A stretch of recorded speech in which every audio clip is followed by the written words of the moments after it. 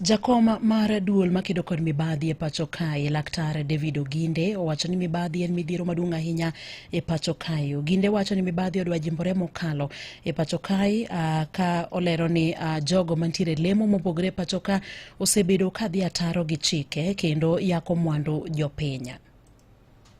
Sector would provide a voice, would be the conscience of the nation, would stand up when things are not going right. The reality, however, is that some of pulpits have been captured by politics.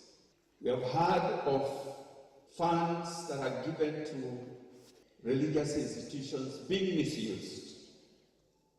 We know of silence in the face of injustice because, like somebody said, a dog with a bone in its mouth cannot bark.